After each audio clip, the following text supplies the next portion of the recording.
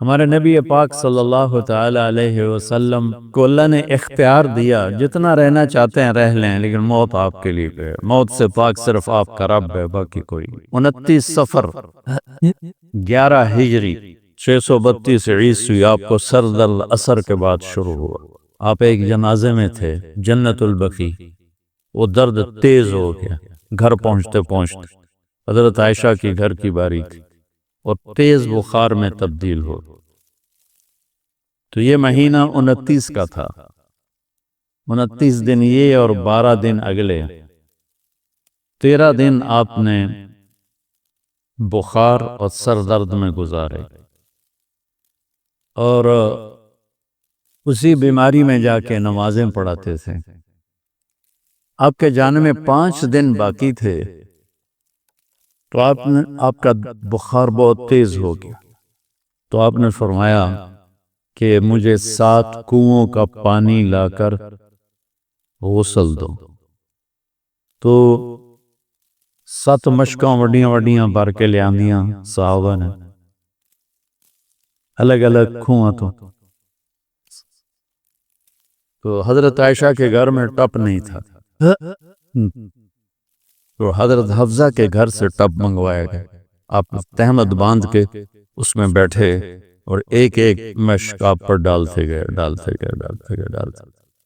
اس سے پانی سے بخار کا زور ٹوٹ گیا، تو آپ نے پٹی باندھی سر درد کی وجہ سے، اور حضرت علی اور فضل بن عباس رضی اللہ عنہم علیہم السلام ان کے کندھوں پر ہاتھ رکھے ہوئے آپ مسجد میں تشریف لائے۔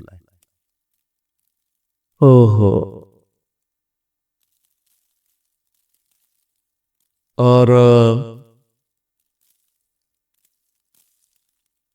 مسجد بھری ہوئی تھی۔ آپ نے ایک چھوٹا سا بیان دیا، وہ آپ کو سنانا چاہتا ہوں۔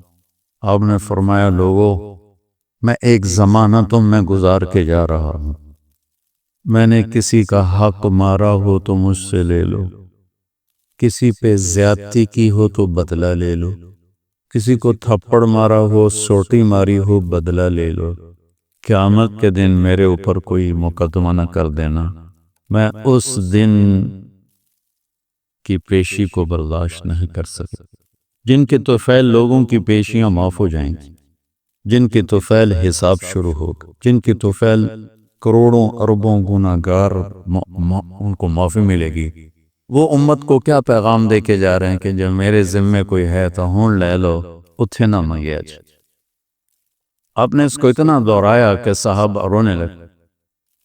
آپ نے اتر کے ظہر کی نماز پڑھائی، پھر ممبر پہ آ گئے، پھر اسی بات کو دہرایا، میں نے کسی کا حق مارا ہو، کسی کو تھپڑ مارا ہو، کسی کو سوٹی ماری ہو، کسی پر زیادتی کی ہو، یہ میری جان بھی حاضر ہے، میرا مال بھی حاضر ہے، یہی فیصلہ کرو میرے ساتھ، آگے نہ اٹھانا۔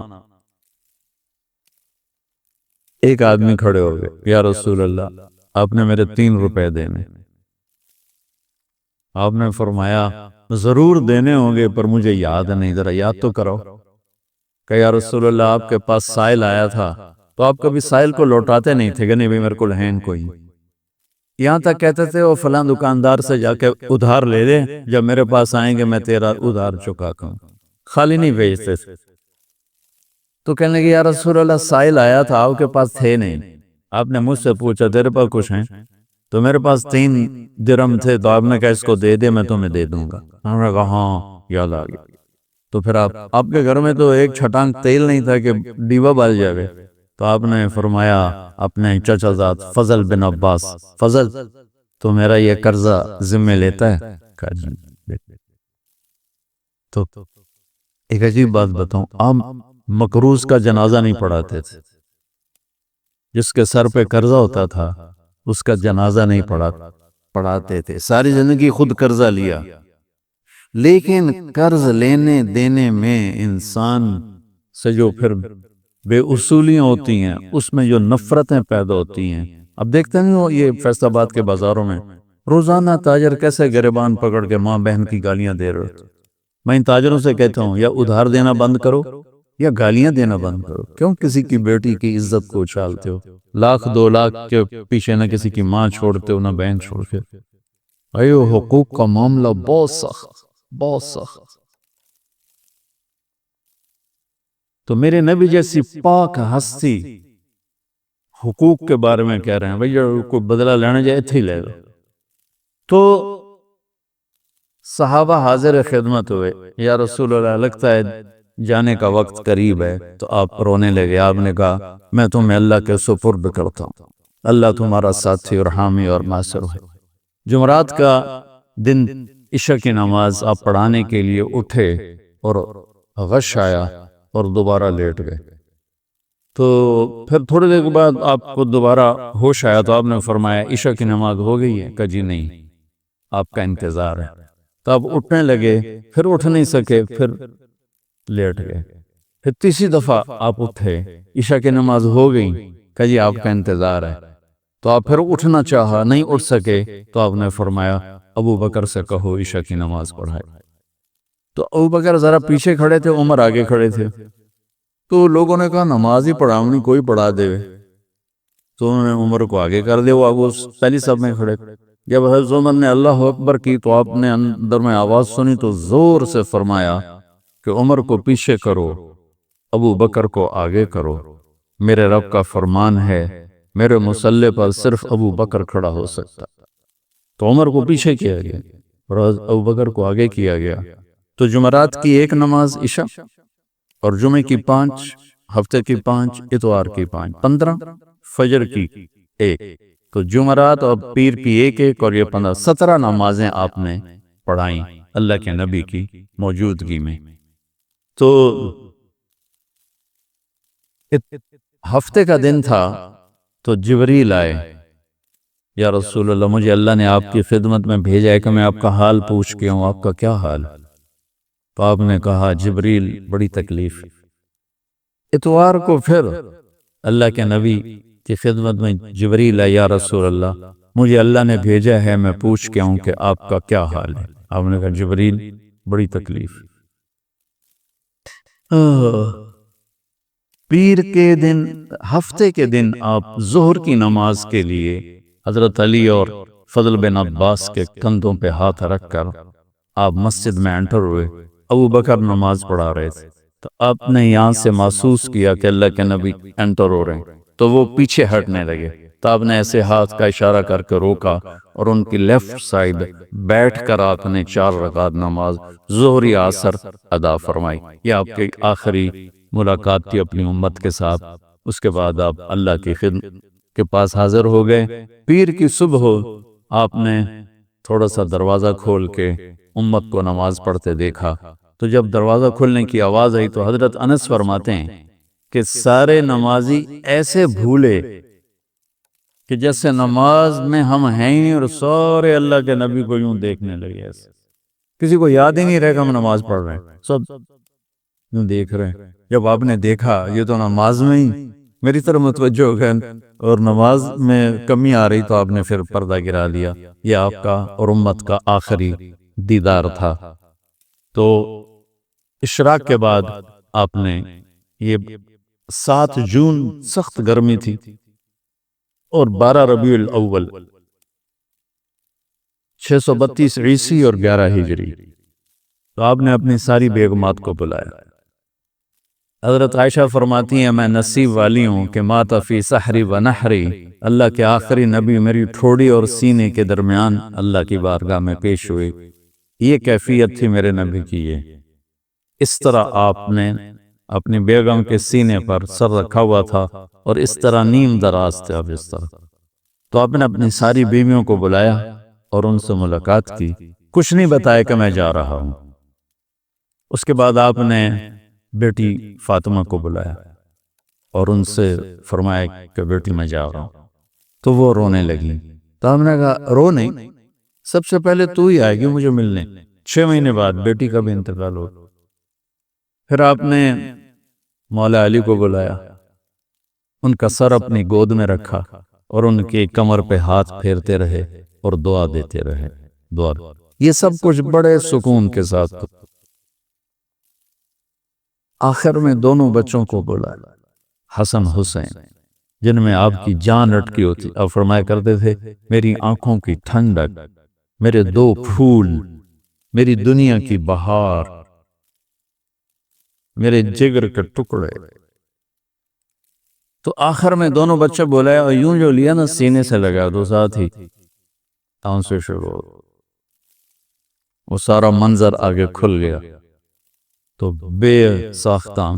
ایک دفعہ آپ نے حضرت ام سلمہ سے فرمایا، ام سلمہ آپ کی بیگمات میں سے، کہ ایک فرشتہ آ رہا ہے جو آج تک کبھی نہیں آیا، پہلی دفعہ آ رہا ہے مجھ سے ملنے، تم دروازے پہ کھڑی ہو جاؤ، کسی کو اندر نہ آنے دینا۔ وہ کھڑی ہو گئی، تھوڑی دیر میں کہیں سے امام حسین آگے کھیلتے ہوئے، وہ اندر جانے لگے، انہوں نے روک لیا، روکا تو وہ رونے لگے، روئے تو انہوں نے چھوڑ دیا۔ تھوڑی دیر کے بعد اندر سے زور زور سے رونے کی آواز ہے، اللہ کے نبی کی، تڑپ تڑپ کے رونے کی آواز۔ اندر گئے تو کیا دیکھا کہ آپ نے حسین کو یوں سینے سے لگایا ہوا تھا زور سے، اور یہ آپ کی کیفیت ہل ہل کے رو رہے، اس طرح پوری باڈی آپ کی غم کی وجہ سے ایسے کانپ رہی، شیورنگ تھی ایسے۔ تو حضرت ام سلمہ نے پوچھا، یا رسول اللہ میرے ماں باپ قربان، کیوں رو رہے ہیں، کیا ہوا؟ کہ یہ فرشتہ میرے پاس کھڑا ہے، مجھے کہہ رہا ہے آپ کو اس سے بہت پیار ہے۔ میں کہہ رہا ہوں ہاں۔ مجھے کہہ رہا ہے آپ کی امت ہی اس کو ذبح کر دے گی، اور مجھے وہ مٹی دکھائی ہے جس میں اس کا خون گرے گا۔ تو ان دونوں کو گلے سے جو لگایا نا، تو وہ بے ساختہ آنسو، پھر ان کو بھی رخصت فرما دیا۔ بس ان کے جانے کے تھوڑی دیر بعد جبریل آ کے کھڑے ہو گئے۔ آپ نے فرمایا کیا بات؟ کہنے لگے جی باہر ملک الموت کھڑا ہے، اندر آنے کی اجازت ہے۔ آپ نے کہا آ جائے۔ اس نے اندر آ کر کہا السلام علیکہ یا رسول اللہ۔ پھر کہنے لگا یا رسول اللہ آپ پہلی ہستی ہیں جنہیں میں سلام کر رہا ہوں، میں نے کبھی کسی کو سلام نہیں دی۔ پھر کہنے لگا یا رسول اللہ آپ پہلی ہستی ہیں جن کے بارے میں اللہ نے فرمایا پوچھ کے اندر جاؤں، ایویں نہ وڑ جانا، اجازت ملے تو جانا ورنہ واپس آ جانا۔ یا رسول اللہ آپ پہلی ہستی ہیں، اللہ نے فرمایا آنا چاہیں تو لے آنا۔ ہو کیا دربار ہے، کیا مقام ہے۔ موت بھی اجازت منگنی پڑی، اور رہنا چاہیں تو چھوڑ کے آ جانا۔ عیش معاشے میرے محبوب، آپ جتنا زندہ رہنا چاہتے ہیں آپ کو اجازت، توڑے واسطے 63 سال یہ کوئی قید کوئی نہیں، توڑی اپنی مرضی۔ تو آپ نے پوچھا اگر میں تمہیں اجازت دے دوں تو میری جان بھی نکالو گی؟ کہیے رسول یہ تو اللہ کا امر ہے، میری کیڑی اوقات۔ تو آپ نے جبریل کو دیکھا، اب ذرا میری آنکھوں کو دیکھو، تو آپ نے یوں کیا، یہ بھی سوال ہوتا کی صلاح ہے، تو بجائے منہ کے آدمی پوچھتا ہے، یہاں سے سوال کرتا، آنکھیں بہت کچھ کہہ دیتی ہیں، بہت کچھ سنا دیتی ہیں، تو آپ نے یوں کیا۔ تو وہ سمجھ گئے کہ اللہ کے نبی کہہ رہے ہیں تیری کی صلاح ہے۔ تو آپ نے انہوں نے عرض کیا ان ربک الیک لمشتاق، یا رسول اللہ اللہ آپ کی ملاقات کے شوق میں بڑے شوق میں ہیں، اللہ آپ کی ملاقات۔ آئیو مانگا کرو یا اللہ وہ موت دے کہ تو ہماری ملاقات کے شوق میں ہمیں مردود نہ کر دے، بلکہ ہمارے لیے اپنی رضا کے دروازے کھول دے۔ اب سنو ایک بات، آپ نے فرمایا جبریل واپس جاؤ، اللہ سے پوچھ کے آؤ میرے بعد میری امت کے ساتھ کیا کر۔ حسن حسین کو دیکھ لیا ہے کیا ہونے والا ہے، ان کے لیے کچھ بھی نہیں مانگا، ان کو قربانی بنا دیے، اپنی اولاد کو قربانی بنا دیے، ان کو ذبح ہونے کے لیے چھوڑ دیا۔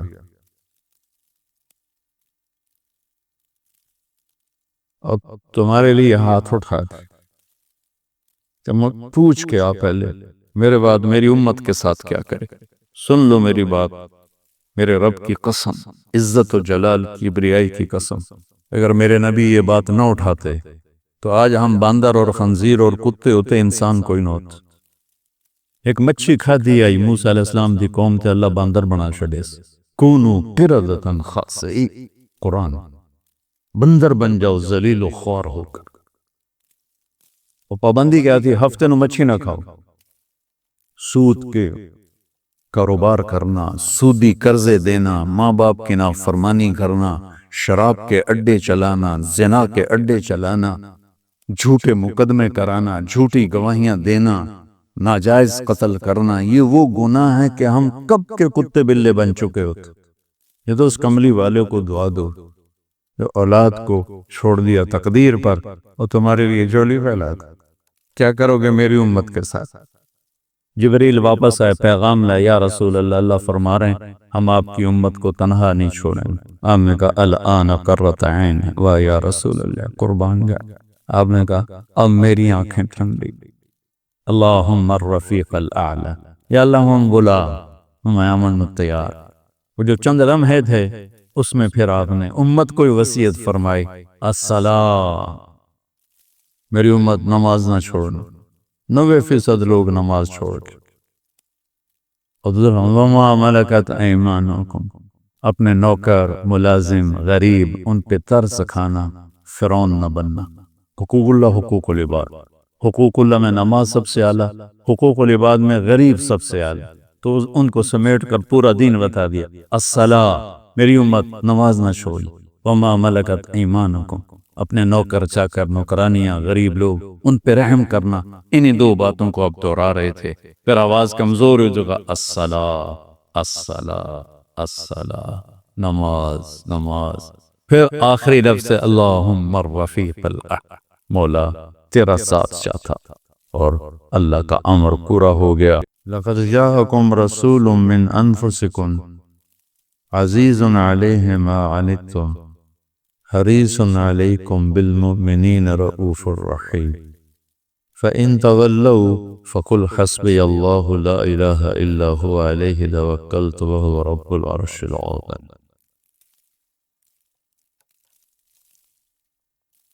تمہارے پاس تم میں سے ایک رسول تشریف لائے ہیں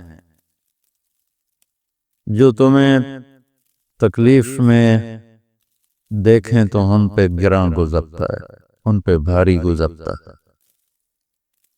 وہ تمہارے بارے میں بہت حریص ہیں۔ کس بات کے حریص ہیں؟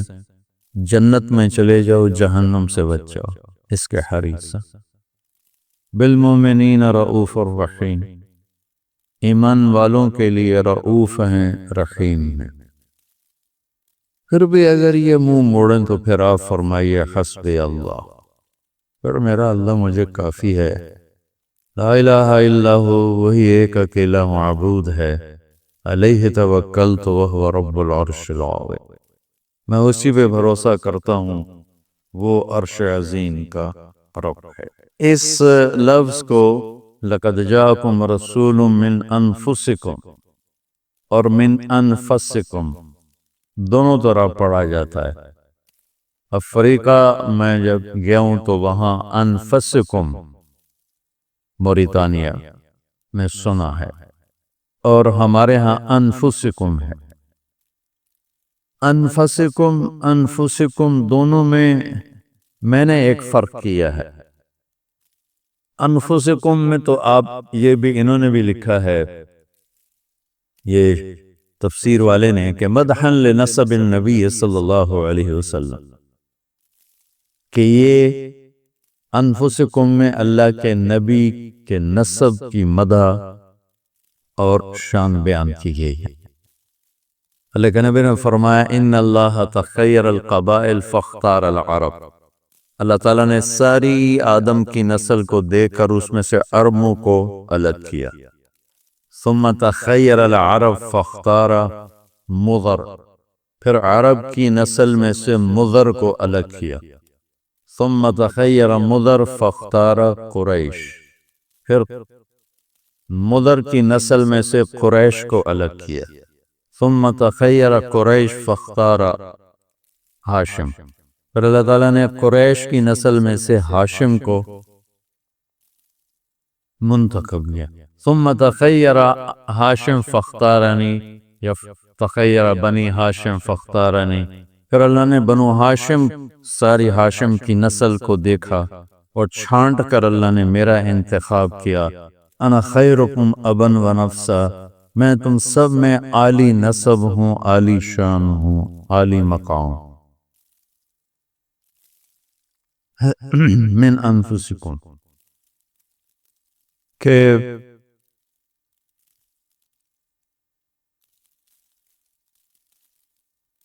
عبد مناف کو قمر البطحاء کہتے ہیں، عبد مناف جو ہاشم کے والد تھے، حضرت ہاشم کے جو والد تھے، آپ کے پردادا کے والد، تو ان کے 4 بیٹے تھے، مطلب، ہاشم، عبد شمس، نوفل۔ ابو عبید، ابو زبیر بھی ہیں لیکن ان کا تاریخ میں تذکرہ کوئی نہیں۔ تو عبد مناف کی انتقال کے بعد سرداری خاندان والوں نے ہاشم کے سر پہ پگڑی رکھ دی، تو اس کو چیلنج کیا عبد شمس کے بیٹے امیہ نے کہ نہیں، مجھے یہ قبول نہیں، مطلب کو سرداری ملنی چاہیے جو بڑے ہیں۔ تو اس پر پھر اس زمانے کی جو پنچایتیں ہوتی تھیں اس میں ایک پنچایت بیٹھی اور انہوں نے فیصلہ کیا کہ ہاشم ہی سردار ہوں، تو اس پر امیہ غصے میں جلا وطن ہو گیا، بلکہ اس میں ایک معاہدہ بھی تھا کہ جس کے خلاف فیصلہ ہوگا وہ 10 سال کے لیے، یہ مجھے مدت یاد نہیں، بہت پہلے کا پڑا ہوا ہے، آگے پیچھے ہو سکتی ہیں چیزیں، وہ مکے سے مکہ چھوڑ کے چلا جائے گا۔ تو اس وجہ سے وہ مکہ سے چلے گئے، یا یہ شرط نہیں تھی اور وہ احتجاجاً مکہ چھوڑ کے ملک شام کی حدود پہ جا کے آباد ہو گئے۔ تو ہاشم کی جو ایک دفعہ حضرت معاویہ رضی اللہ تعالیٰ عنہ سے کسی نے پوچھا، انتم اشرف ام بنو ہاشم، تم بنو امیہ اشرف ہو یا بنو ہاشم؟ اشرف یعنی سب سے بہتر، سب سے زیادہ شرافت والے۔ تو حضرت معاویہ رضی اللہ تعالیٰ عنہ نے بڑا عجیب جواب دیا کہ کننا اشراف و ہاشم اشرف۔ سمجھ گیا فرق؟ ایک اس میں تفضیل کے ساتھ اور ایک شریف سے اشراف، کہ ہم بنو امیہ اشراف تھے اور وہ بنو ہاشم میں اکیلا ہاشم ہم پہ بھاری تھا، اشرف۔ پھر کننا اشراف و عبد المطلب اشرف، پھر ہم اشراف میں کثرت کی طرف اشارہ کہ ہم چودراہٹ میں ویسے تو زیادہ تھے لیکن عبد المطلب ہم سب پہ بھاری تھے، اکیلے بھاری تھے، اشرف۔ ثم کننا اشراف و ابو طالب اشرف، پھر ہم اشراف تھے اور ابو طالب اشرف تھے۔ ثم جاء رسول اللہ صلی اللہ علیہ وسلم فلم یترک لأحد الشرفا، پھر اللہ کے نبی آئے تو ساری شرافتیں انہی کے در کی باندھی ہو گئی، غلام ہو گئی، باقی کسی کے لیے شرف رہ ہی نہ گیا۔ تو انہوں نے خوبصورت تبصرہ کیا بنو امیہ اور بنو ہاشم کے درمیان۔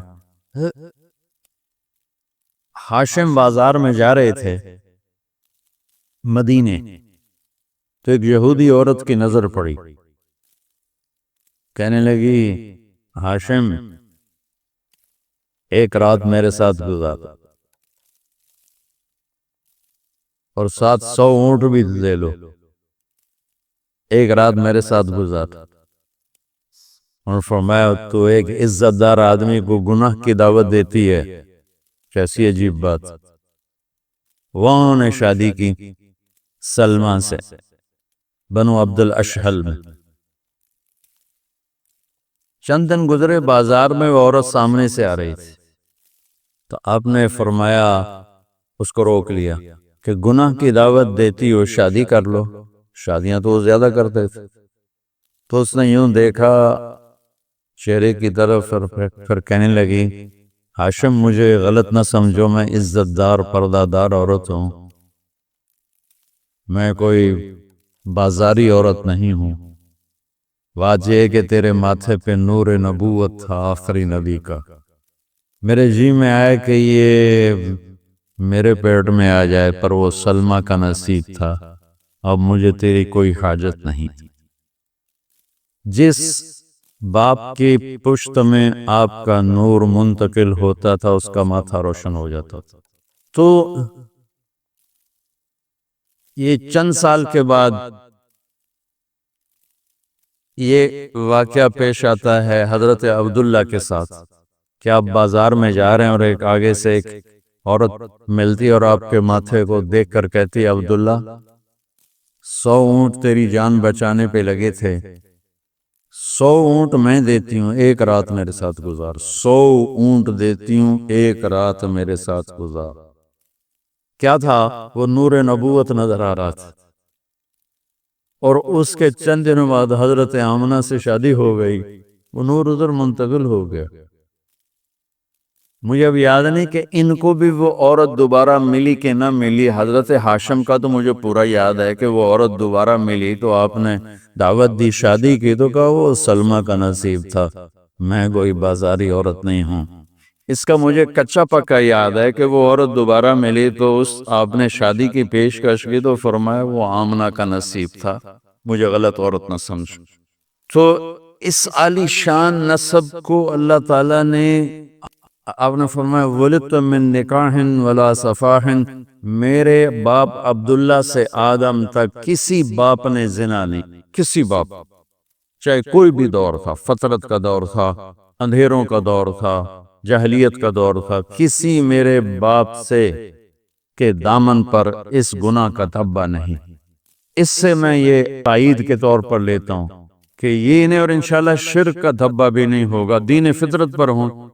جیسے سعید بن زید رضی اللہ تعالیٰ عنہ کے والد تھے زید بن نوفل، تو وہ حرم شریف میں بیٹھے ہوئے فرمایا کرتے تھے لوگو یہ دین ابراہیم نہیں ہے جو تم کر رہے ہو، یہ پتھر کے بت ہیں، نہ نفع دیتے ہیں نہ نقصان، اس کائنات کا کوئی ہے اللہ پتہ نہیں کون ہے، مجھے معلوم ہوتا میں اس کی عبادت کرتا۔ تو جب سعید بن زید ایمان لائے تو ایک دن آپ نے ان سے فرمایا میں تیرے باپ کو جنت میں دیکھتا ہوں، کہ وہ دین فطرت توحید کا اقرار ہو جائے بس اتنا ہی کافی، توحید کا اقرار ہو جانا بس اتنا ہی کافی۔ نبی کے والدین جنتی ہیں یا جہنمی ہیں اتنی اس پر بحث چلتی ہے، ایک حدیث ابی و ابو کا فی النار کے حوالے سے، لیکن اللہ کے فضل سے مجھے 100 میں کروڑ دفعہ یہ یقین ہے کہ اللہ تعالیٰ میرے نبی کی آنکھوں کو ٹھنڈا کرے، اور وہ دین فطرت پر تھے، والدین دین فطرت پر تھے، یعنی دین ابراہیمی پر تھے، اور ان کے لیے صرف اتنی پہچان کافی تھی کہ پتھروں کی پوجا نہ ہو، اور ایک اللہ ہے، بس اس سے ایک اللہ ہے، اتنا ہی کافی، اور انشاءاللہ وہ اسی پر ہی ہوں۔ تو من انفسکم، کہ اللہ نے آپ کو سب سے عالی شان نسب عطا فرمایا، یہ تو ہے من انفسکم۔ اس میں پھر میں نسب پڑھتا ہوں کہ اللہ نے میرے نبی کے نسب کو اتنا اونچا کیا ہے کہ آدم علیہ السلام تک وہ نسب چلتا ہے۔ میں پھر برکت کے لیے آپ کو پڑھ کے سناتا ہوں، چونکہ وہ مضمون اس کے حساب سے آیا ہوا ہے۔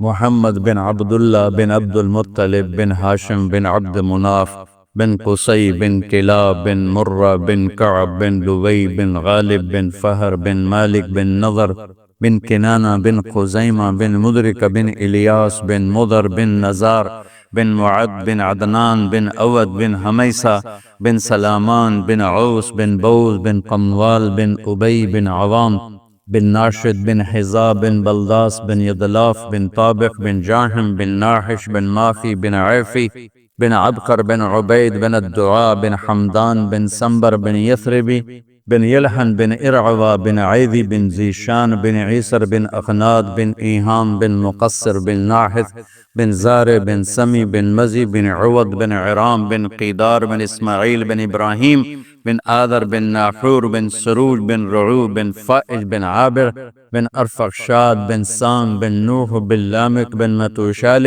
بن ادریس بن یرد بن ملح الایل بن قینان بن آنوش بن شیس و بن آدم علیہ السلام۔ لقد جاءکم رسول من انفسکم، انفس نفاست سے ہے کہ ایسا حسن، ایسا جمال، ایسا کمال کچھ دکھاؤ تو سے۔ اللہ اس اما ام معبد کا درجہ بلند فرمائے، ہے ہی صحیح صحابیہ ہیں، کیا کمال حلیہ بیان کیا، کیا کمال حلیہ بیان کیا۔ اور جب آپ وہ بکری کا دودھ نکال رہے تھے نا، تو وہ انہونی بات تھی کہ ایک بکری کمزور، بیمار، اور اس کے ساتھ اس نے کوئی بچہ بھی نہیں دیا، بچہ دینے کے بعد بکری دودھ میں دودھ آتا ہے، ہر مادہ جو پہلے بچہ دیتی ہے پھر دودھ آتا ہے، اس کو تو ابھی اس مرحلے سے بھی نہیں گزرنا پڑا تو دودھ دے گی کیسے؟ لہٰذا وہ آپ کو غور سے دیکھنے لگی، بھی یہ کون ہے، کی کر رہے ہے، یہ بہت کوئی عالی شان ہے یا کوئی پتہ نہیں کون ہے، یہ کیا کر رہا ہے؟ لہذا غور سے وہ غور سے دیکھنا آنکھوں میں اتر گئی تصویر۔ آپ نے دودھ نکال کے پورا گڑوا بھر دیا اور تینوں کو پلایا، خود پیا، پھر دودھ نکال کے، بکری سے اتنا دودھ بھی نہیں نکلتا، بھر کے چلے گئے۔ شام کو جب اس کا خامد آیا تو کہنے لگا یہ کہاں سے؟ کہا اس بکری سے۔ کہا تیرا دماغ خراب ہوئے تو کل توریا نہیں جانا تھا، دودھ کتوں دے انہیں؟ اس نے کہا میں بھی یہی کہہ رہی تھی، پر ایک کوئی جادوئی ہاتھوں والا آیا تھا، اس کے ہاتھوں میں کوئی تھا، پتہ نہیں کیا تھا، یہ دودھ وہی نکال کے گیا۔ کہا سفیلی، بتاؤ کیسا تھا؟ من انفسکم، کہا رأیت رجلا ظاہر الوضاء ابلج الوجه حسن الخلق۔ ان تین الفاظ کا ترجمہ میں یوں کرتا ہوں کہ ابو معبد تو میں کیا بتاؤں، مجھے لگا جیسے 14ویں کا چاندی کپڑے پہن کے زمین پہ آ گیا۔ میں اس کا ترجمہ یہ کرتا ہوں، مجھے یوں لگا جیسے 14ویں کا چاندی کپڑے پہن کے زمین پہ اتر آیا۔ وَأَحْسَنَ مِنْكَ لَمْ تَرَ قَطُّ عَيْنِي وَأَجْمَلَ مِنْكَ لَمْ تَلِدِ النِّسَاءُ خُلِقْتَ مُبَرَّأً مِنْ كُلِّ عَيْبٍ كَأَنَّكَ قَدْ خُلِقْتَ كَمَا تَشَاءُ۔ حسن ظاہری شکل صورت کو کہتے ہیں، جمال خاندانی بلندی کو کہتے ہیں۔ تو آپ حسان کی ونڈ دیکھیں گے، اس کو تقسیم کیسے کیا ہے۔ جب احسن کہا تو کہا لم تر قط عینی، چونکہ حسن کا کو تو جانچا جائے گا آنکھوں سے کیسا حسین، اور جمال کا تعلق ہے نسب سے، تو اس کو تو آنکھوں سے نہیں جانچا جاتا، وہ تو نسب سے پرکھا جاتا ہے۔ تو کہا لم تلد النساء، کوئی ماں تیرے جیسا نہیں جنے گی۔ تو جمال کو ولادت اور حسن کو نظر، یہ حسن کلام ہے حسان ابن ثابت کا۔ اور خلقت مبرأ من کل عیب، ہر عیب سے آپ پاک پیدا ہوئے، کأنک قد خلقت کما تشاء، آپ ایسے پیدا ہوئے جیسے آپ نے خود اپنے آپ کو چاہا ہو۔ یہ اس میں جو ایک تخیل ہے، آپ ایسے پیدا ہوئے جیسے آپ نے اپنے آپ کو چاہا ہو۔ سبحان اللہ۔ اب غور کرو اس میں جو مجھے بات سمجھ میں آئی وہ میں بتاتا ہوں، صحیح ہوگی تو اللہ کی طرف سے، غلط ہوگی تو میری طرف سے۔ آپ کو اللہ نے پیدا کیا جیسے اللہ نے چاہا، جیسے اللہ نے چاہا، جیسے اللہ نے چاہا۔ شاعر یہ کہہ رہا ہے مدح میں، مبالغت، محبت میں، مقام اور مرتبے کو بیان کرنے کے لیے کہ یا رسول اللہ آپ تو ایسے پیدا ہوئے جیسے آپ نے خود اپنے آپ کو چاہا ہو۔ اس کو میں یوں تصور میں لاتا ہوں کہ ایک طرف رب محمد ہے، ایک طرف روح محمد ہے، اور رب محمد پوچھتا ہے میرے حبیب تجھے کیسا بناؤں؟ تو وہ کہتا ہے ابلج الوجہ۔ اچھا اور کیسے بناؤں؟ تو میرے نبی کہتے ہیں ظاہر الوضاء۔ اور کیسے بناؤں؟ تو میرے نبی کہتے ہیں حسن الخلق۔ اور کیسے بناؤں؟ عظیم الہامہ، بڑا سر ہو، بال آپ کے کیسے ہوں رجل الشعر نیم کنگریالے بال، آپ کا ماتھا کیسا ہو واسع الجبین کشادہ ماتھا ہو۔ یہ میں اب حلیے کو بھی اس میں لا رہا ہوں۔ میرے حبیب آپ کے بھویں کیسے بناؤں ازج الحواجب کمان کی طرح ہونی چاہیے، من غیر قرن یہاں بال نہیں ہونی چاہیے۔ ناک کیسا بناؤں اقن العرنین یہاں سے اٹھا آگے سے باری۔ آپ کے ہونٹ کیسے بناؤں ضلیع الفم بڑے خوبصورت ہوں گلابی ہوں چوڑے منہ کے ساتھ ہوں۔ گال کیسے ہوں سہل الخدین نہ پچکے ہوں کمزوری نہ ابرے ہوں موٹاپا بلکہ خوبصورتی کے ساتھ گلائی میں ہوں۔ چہرے کی ساخت کیسے ہو یتلألؤ وجہہ تلألؤ القمر لیلۃ البدر کہ میرا چہرہ ہو چودھویں کے چاند کی طرح گول، بیضوی نہیں گول، چمکتا ہو جیسے چودھویں کا چاند۔ گردن کیسی ہو جید دمیۃ فی صفاء الفضہ جیسے سراہی کی گردن ہوتی ہے ایسی لمبی گردن حسن کی علامت ہوتی، چھوٹی گردن شرارت کی علامت ہوتی۔ یہ علم قیافہ والے کہتے ہیں، کوئی حدیث نہیں بیان کر رہا ہوں۔ سبحان اللہ۔ آنکھیں کیسے بناؤں ادعج اشکل احور اکحل احدب انجل ابرق 7 نام آئے ہیں میرے نبی کی آنکھوں کے بارے میں، ان 7 کا ایک ترجمہ ہے کہ ایسی آنکھ اللہ نے بنائی نہیں ہے۔ کیا حسن و جمال بخشا ہے، ایسی کوئی آنکھ ہے ہی کوئی نہیں۔ ہاں میرے نبی کی آنکھوں میں آنکھیں ڈال کے دیکھا نہیں جا سکتا تھا، اس لیے آپ یوں دیکھا کرتے تھے جل نظرہ الملاحظہ کنکھیوں سے ایسے نہیں دیکھتے، کبھی کبھی ایسے ہوتے تو پھر سب ایسے ہوتی، پھر آپ کو دیکھ کوئی نہیں سکتا تھا۔ صرف 2 ہستیاں آپ کو دیکھ سکتی تھی آنکھوں میں آنکھیں ڈال کے، ایک ابو بکر اور ایک عمر، بس اس کے علاوہ کوئی آپ کے چہرے پہ نظر نہیں ڈال سکتا تھا۔ حسن تھا آنکھوں میں کہ آنکھ کی خوبصورتی پہ کتنی شاعری آئی پڑی۔ عرب کا سب سے لطیف شعر ہے ان العیون التي في طرفها مرض يقتلن فلم يحيين قتلان، جریر قول جریر، یہ عرب کا الطف بیت قالته العرب آنکھوں سے متعلق۔ تو میرے نبی کی آنکھ ایسی تھی سبحان اللہ، اکحل سرما لگی ہوئی، ادعج موٹی، اشکل لمبی سرخ دھاریوں کے ساتھ، اہدب پلکیں بڑی دراز، پلکیں بڑی دراز۔ ایک میں قربان جاؤں جنہوں نے میرے نبی کی ایک ایک شے کو ہم تک پہنچایا، اور آج 1439 سال کے بعد بھی میں ایسے بتا رہا ہوں جیسے میں دیکھ کے بتا رہا تھا۔ لم تعبہ سجل ولم تزرب، سمجھو میرا جو تخیل ہے کہ رب محمد روح میرے حبیب تو بتا تجھے کیسے بناؤں کہ اللہ آنکھیں ایسی ہوں، ابرو ایسے ہوں، ماتھا ایسا ہو، گال ایسے ہوں، ہونٹ ایسے ہوں، دانت ایسے ہوں، اشنب براق الثنایا مفلج الاسنان، اشنب جس کے ایسے گولائی میں دانت آئیں، ایک کتے ایک ہیٹ ایک کھبے ایک سجے، کتنے عجیب عجیب دانت ہوتے ہیں، بعضوں کے باہر ہی نکلے ہوتے ہیں، تو ایسے گولائی میں اشنب براق چمک دے، جب آپ مسکراتے تھے دانتوں سے نور نکل کے باہر نظر آتا تھا، ایسے ایسے نور بغازہ دکھائی دیتا تھا۔ مفلج یہ دانت اور یہ ان میں خلا تھا، مفلج الاسنان، اور یہ 4 نیچے 4 اوپر ان میں خلا تھا، مفلج الاسنان۔ داڑھی کیسی تھی فی لحیتہ کثافہ، آواز کیسی تھی فی صوتہ سحل، آنکھیں کیسی تھی فی عینیہ دعج، ہمیں اور پلکیں کیسی تھی فی اشفارہ وطف، آواز میں کیا تھا ایک جادو ہے فی صوتہ سحل، داڑھی کیسی تھی گھنی، اور گردن کیسی تھی فی عنقہ سطح لمبی سراہدہ، سینہ اور پیٹ کیسا تھا سوا البطن والصدر۔ نہ اللہ کو موٹاپا پسند ہے نہ اللہ کے نبی کو موٹاپا پسند۔ کیا میرے نبی تھے، کیا یہ اللہ نے کس خوبصورت انداز میں اللہ نے اپنے حبیب کو بیان کیا۔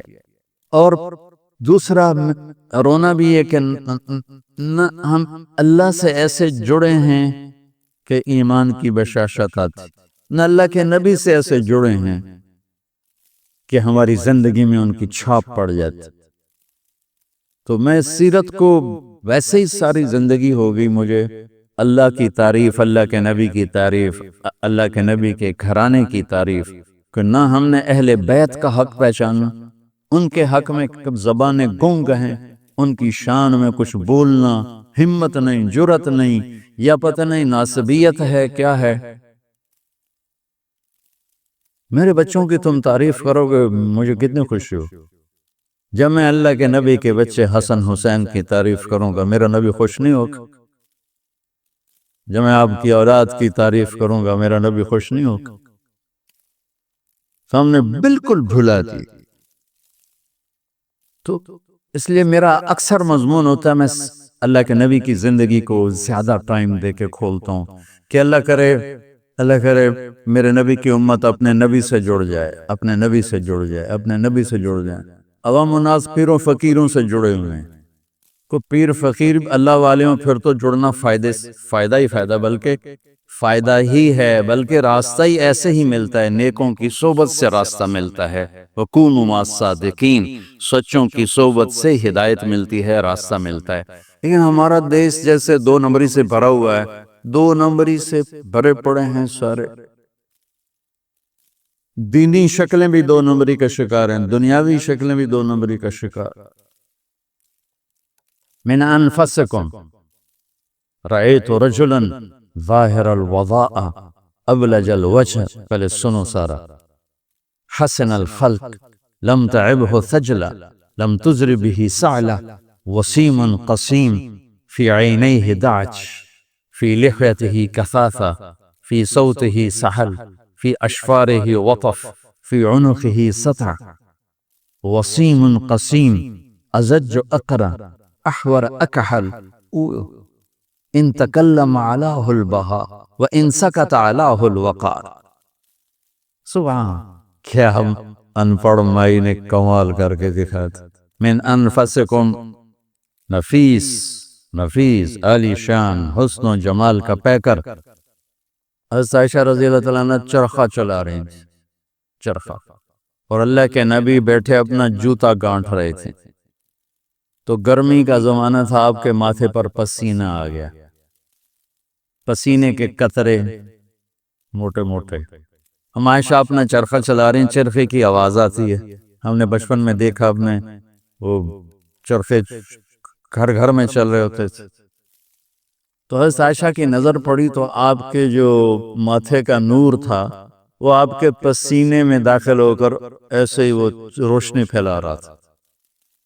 روشنی کے ساتھ رنگ ہوتے ہیں نا، پانی سے گزرے تو رنگ نظر آتا، تو ایسے ہی آپ کے ماتھے پر ایک قوس قزح کے رنگ آ گئے، تو اما عائشہ کا چرخہ بند ہو گیا، وہ ہاتھ میں چرخہ ایسے دیکھ رہی۔ تھوڑی دیر تک تو اللہ کے نبی نے محسوس نہیں فرمایا، کچھ دیر کے بعد آپ کو احساس ہوا کہ چرخے کی آواز نہیں آ رہی، تو پھر آپ اپنا جوتا گانٹنے میں، سبحان اللہ، آپ نے نظر اوپر اٹھا کے دیکھا تو اما عائشہ ایسے دیکھ رہی، تو آپ نے کہا کیا ہوا؟ کہ وَإِذَا نَظَرْتَ إِلَىٰ أَسِرَّةِ وَجْهِهِ يَتَحَلَّلُ كَبَرْقِ الْعَارِضِ الْمُتَحَلِّلِ، کہ جب تو ان کے چہرے پر نظر دوڑائے گا تو دیکھے گا جیسے بجلیاں کوند رہی ہیں، جیسے بجلیاں چمک رہی ہیں۔ آپ نے کہا عائشہ تیرے شعر نے مجھے خوش کر، تیرے شعر نے مجھے خوش کر۔ آپ اپنا جوتا بیوی کی موجودگی میں خود گانٹ رہے ہیں، بیوی سے بھی کہہ سکتے تھے کہ میرا جوتا ٹھیک کر۔ یہ میرے نبی ایک خوبصورت زندگی سکھا رہا ہے کہ کس طرح گھر میں کیسے زندگی گزاری جاتی۔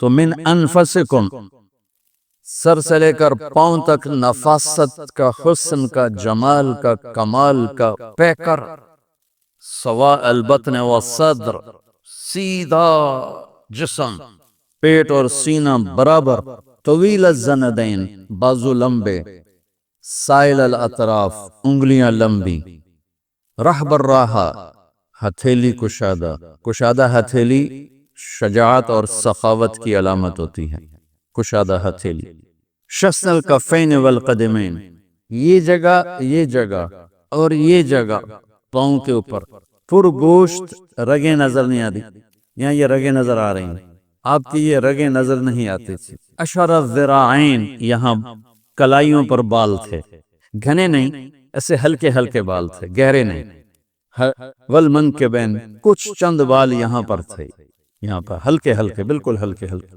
دقیق المسربہ، یہاں چھاتی کے درمیان یہ جو جگہ سی نیچے ہوتی ہے، یہاں سے ایک بالوں کا باریک خط تار ایسے آتا تھا اور آ کر آپ کی ناف کے پر آ کے مل کے ختم ہو جاتا تھا، ایک یوں اس طرح خوبصورت دھاگے کی طرح بال آتے تھے اور آ کر ناف کے اوپر ختم ہو جاتے تھے، سبتل دقیق المسرب، یمشی تکفین، تھوڑا سا جھک کے چلتے تھے، ایسے نہیں چلتے تھے، سینہ تان کے نہیں چلتے تھے، سینے کو کندھوں کو آگے گرا کر چلتے تھے، آپ کی چال میں بھی تواضع اور عاجزی ہوتی، چال سے بھی نہیں پتہ چلتا تھا کہ اتنی عظیم الشان ہستی تشریف لا رہے ہیں، اور پہلی کتابوں میں آپ کی شان لکھی ہوئی، لو یمشی علی القصب الیابس لم یسمع من تحت قدمیہ من سکینتہ، اتنے عظیم الشان رسول آئیں گے، وہ لمبی حدیث ہے، اس میں سے ایک ٹکڑا سنایا،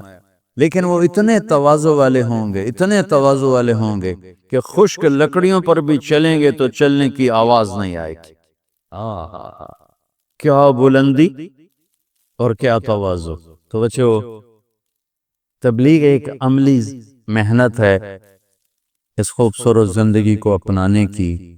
اب مجمع باہر سے بھی آیا ہو، زیادہ ہو گیا، سب سے کہتا ہوں، آپ بچوں سے بھی، کہ تبلیغ میں وقت لگانے سے یہ نبی والی صفات، نبی والے اخلاق، یہ ایک بہت بڑی محنت ہے جس سے ہم اپنی زندگی میں یہ چیزیں لا سکتے۔ پہلی کتابوں میں اللہ تعالیٰ نے بھر دی آپ کے تذکرے، یا شایع بنی اسرائیل کے نبی ہیں، قم، کھڑے ہو، فَإِنِّي سَأُطْلِقُ لِسَانَكَ بِوَحْيٍ، میری وحی آ رہی ہے، تیری زبان پہ جاری کروں گا، تیری زبان پہ جاری کروں گا۔ تو شایع علیہ السلام کھڑے ہوئے تو اپنے آپ ان کے بول نکلنے شروع ہوئے، یا سماء اسمعی و یا ارض انصتی، اے آسمان سنو، اے زمین خاموش ہو جاؤ، ان اللہ تعالی یرید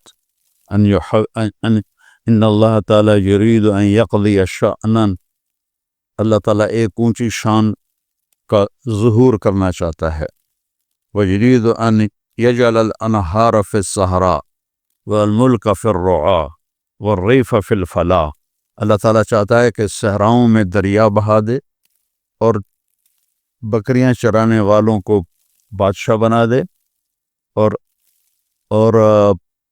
صحراؤں کو لک و دک، صحراؤں کو سرسبز بنا دے، وَيُرِيدُ أَن يَبْعَثَ أُمِّيًّا مِّنَ الْأُمِّيِّينَ، اور ایک نبی بھیجنا چاہتا ہے اس قوم میں جو لکھنا پڑھنا نہیں جانتے، ان میں ایک نبی بھیجنے والا ہے جو ما کنت تدری ما الکتاب ولا الایمان، جو خود بھی لکھنا پڑھنا نہیں جانتا ہوگا لیکن ساری کائنات میں سب سے بڑا علم اسی کے سینے میں محفوظ ہو۔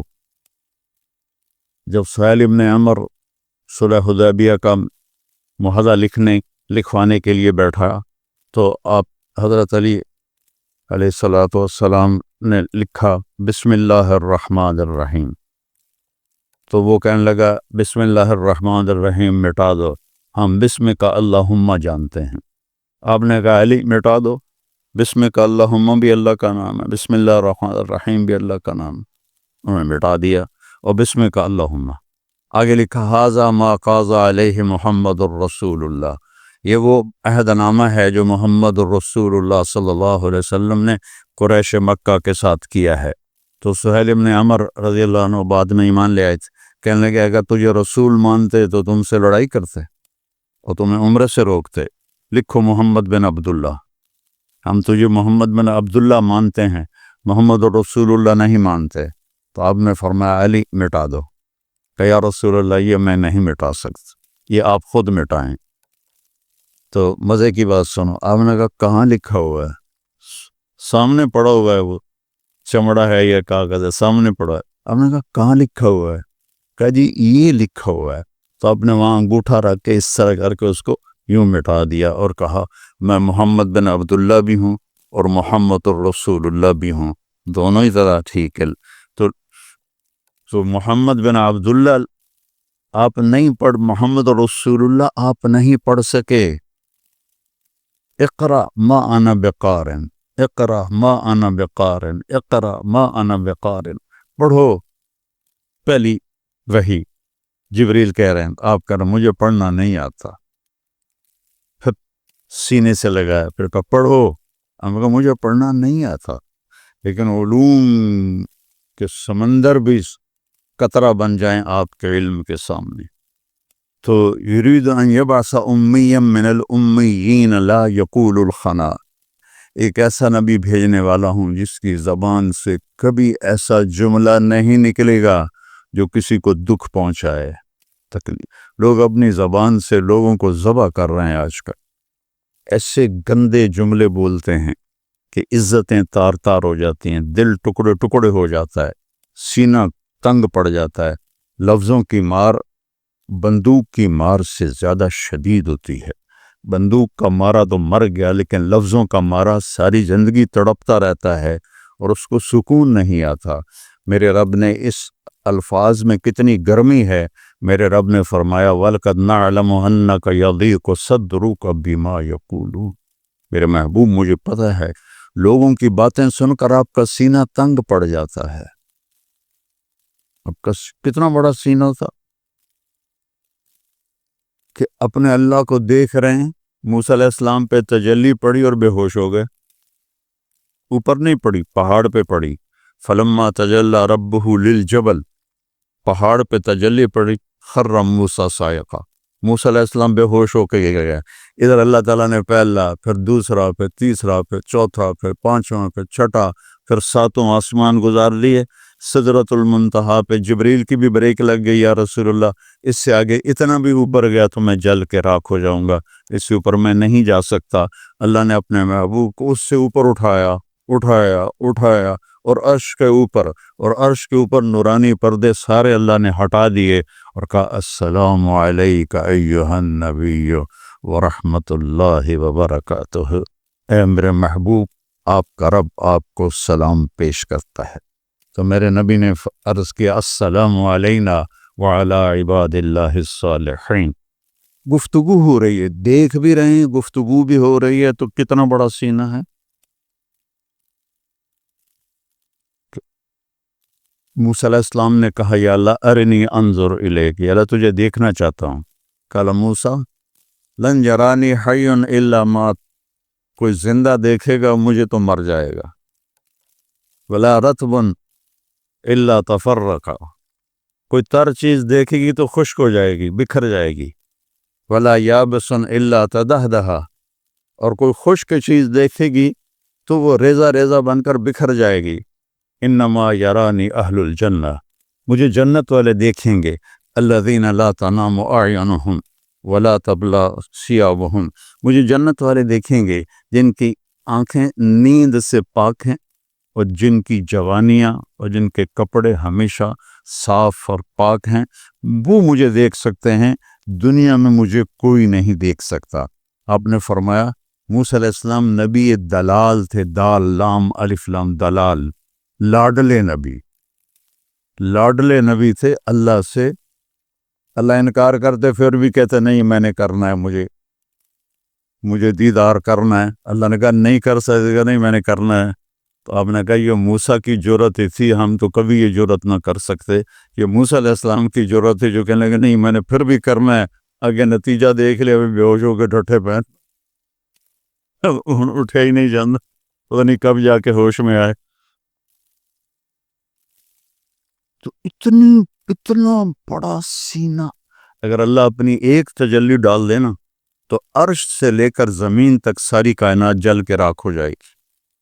اور یہاں پردہ اٹھ گیا ہے اور تجلیاں پڑ رہی ہیں اور آپ باتیں کر رہے ہیں، کہہ رہے ہیں انک اتخذت ابراہیم خلیلا وموسیٰ کلیما وَأَلَنْتَ لِدَاوُودَ الْحَدِيدَ وَسَخَّرْتَ لِسُلَيْمَانَ الرِّيَاحَ وَأَحْيَيْتَ لِعِيسَى الْمَوْتَى فَمَاذَا جَعَلْتَ لِي، آمنے سامنے بات ہو رہی ہے۔ اللہ آپ نے ابراہیم کو خلیل بنایا، موسیٰ کو کلیم بنایا، داؤد کے لیے لوہا نرم کیا، سلیمان کے لیے ہوا تابع کی، اور عیسیٰ کے لیے مردے زندہ کی علیہم السلام۔ فَمَاذَا جَعَلْتَ لِي، کہ اللہ میرے لیے کیا ہے؟ تو اللہ تعالیٰ نے فرمایا اولیس قد اعطیتک افضل من ذلک کل، میرے محبوب آپ کو وہ دیا ہے جو کسی کو بھی نہیں دیا، آپ کو وہ دیا ہے جو کسی کو بھی نہیں دیا۔ یا اللہ کیا دیا ہے مجھے؟ کہا اللہ ذکرت الا ذکرت معی، قیامت تک آپ کا نام میرے نام کے ساتھ جڑ گیا ہے، اب کبھی جدا نہیں ہوگا۔ لا الہ الا اللہ بولو۔ لا الہ الا اللہ کے ساتھ آدم علیہ السلام کا نام آیا، اتر گیا، پھر شیس علیہ السلام کا نام آیا، اتر گیا، پھر ادریس علیہ السلام کا نام آیا، اتر گیا، پھر نوح علیہ السلام کا نام آیا، اتر گیا۔ اس طرح ہر نبی کا نام آتا تھا، پھر اگلے کا نام آ جاتا تھا۔ ابراہیم کا نام آیا، اتر گیا، اسماعیل کا نام آیا، اتر گیا، اسحاق کا نام آیا، اتر گیا، یعقوب کا نام آیا، اتر گیا، یوسف کا نام آیا، الگ ہو گیا۔ لیکن جب آیا لا الہ الا اللہ محمد الرسول اللہ، تو اللہ نے کہا قیامت کا دھماکہ بھی اسے جدا نہیں کر سکتا، تیرا میرا نام ہمیشہ اکٹھا رہے گا، لا الہ الا اللہ محمد الرسول اللہ۔